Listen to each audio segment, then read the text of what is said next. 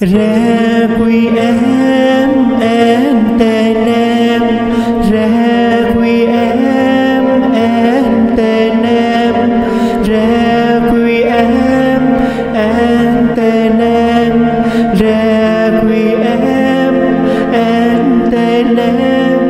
Lạy Chúa xin cho các linh hồn được nghỉ yên muôn đời và cho ánh sáng ngàn thu chiếu soi trên các linh hồn ấy. Chúng con cậy vì danh Chúa nhân từ, xin cho các linh hồn được lên chốn nghỉ ngơi, hằng xem thấy mặt Đức Chúa Trời. Sáng láng vui vẻ